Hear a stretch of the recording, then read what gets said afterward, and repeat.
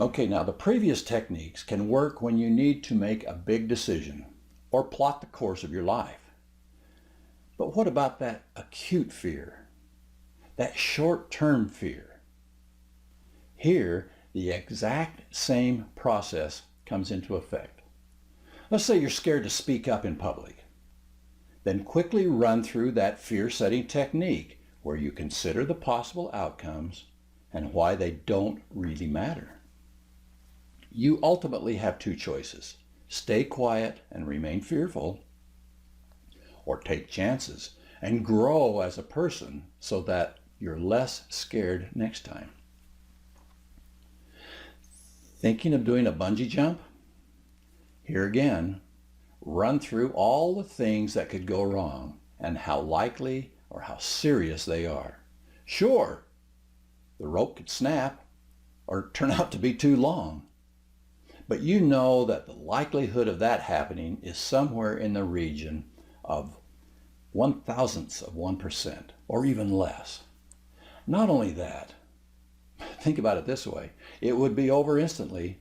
You'd never know anything of it. And you can't live your life in fear. So jump. Now, returning to the Stoics for a moment, there is a saying that you can't control what happens to you, but you can control your reaction to it.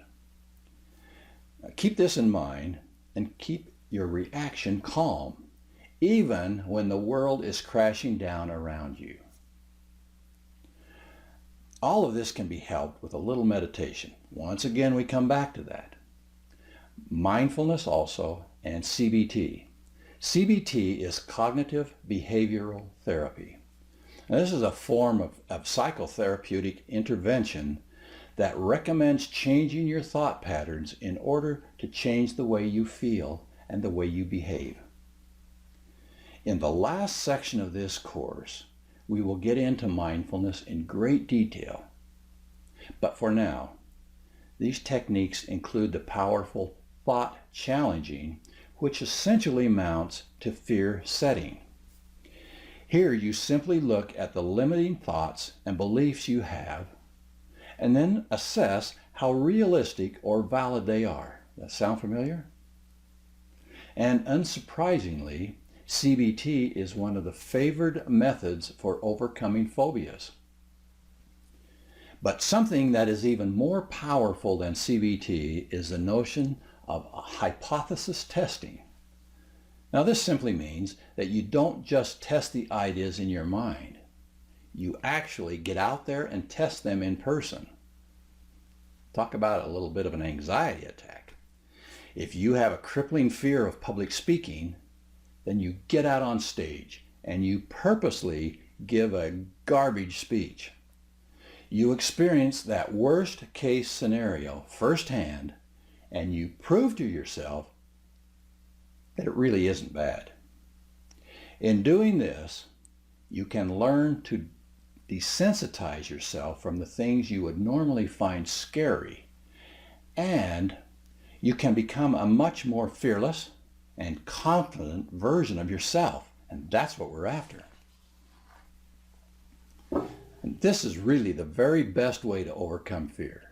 It's to keep pushing yourself and challenging yourself. Keep subjecting yourself to the very things you find daunting.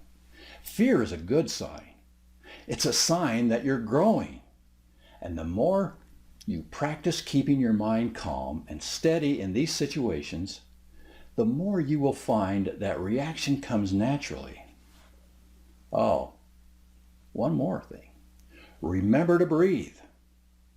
Breathing deeply will activate your rest and digestive system, the parasympathetic nervous system.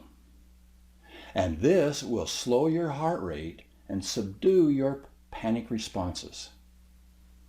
Keep your eye on the prize. If you can eventually eliminate fear, which you will, you can take on any challenge and succeed.